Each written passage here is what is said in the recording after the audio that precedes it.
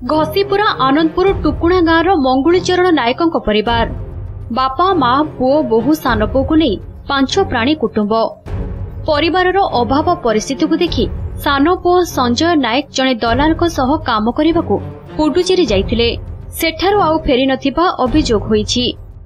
दलाल तांको काम करबा सह नजरबंदी करी रखिथिबा परिवार लोक अभियोग करिसंती।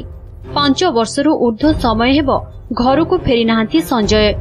सान पुओर एभली अवस्था को नहीं बापा माँ संपूर्ण भांगी पड़िलेनी।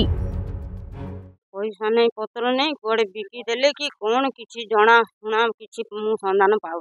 मो बड़ पुओ मो बड़ बोऊ जाइथिले खबर पाइकी जाइथिले जे ताकू बाट किड़ी किरी ताला पकई किरी रखिले घरे 5 दिन काल छाड़िले नहीं। मो पुओ को नेला बा डॉक्टर ता घर होची ठाकुरमुला नुआपड़ा ता घर मो पुओ जाई जे ताको एंती असुविधा करछन से पैसा किए खाउची आमे जानि पारु ये ताको मारपीट करी करी जबरदस्ती रखैची आउ।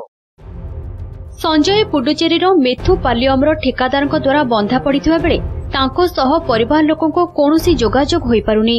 किछि दिन तळे संजय एक अजणा नंबररु फोन करी दलाल द्वारा अटक थिबा परिवार लोकंको जणाइथिले।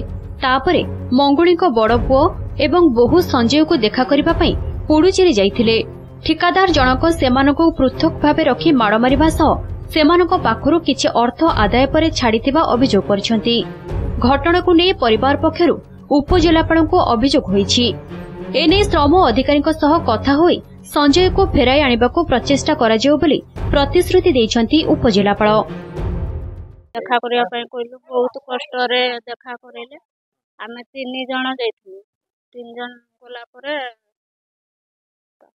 बांधी की रखिले चाबी मारदेले गोटे दिन फुल लाइट ड्यूटी 12 घंटा करा कले तापरे 5 दिन जो दिन से दिन हमको छाड़ी दिले एवं पर्सनली ठीक है फोन माध्यम में जोगाजोग करते आ जीवन को सहित कथा आपण से कहिसंती ताकर असिस्टेंट लेबर ऑफिसर से एक तार ऑलरेडी इंक्वायरी करिसंती एवं जो आगामी दिन का रेस्क्यू करिया पे जो जोड़ा कराय ताकि कार्यकारी करा दिबो ताकि सेना तार ब्लूप्रिंट पे परिवार चलैबाकू दादन खटिबाकू जाइतिबा संजय एबे भी ठिकादार निकटरे बंधा पड़िथिबा बेले तुरंत तांको उद्धार करिबाकू परिवार पक्षरु प्रशासन पाखरे आकुल निवेदन होईछि।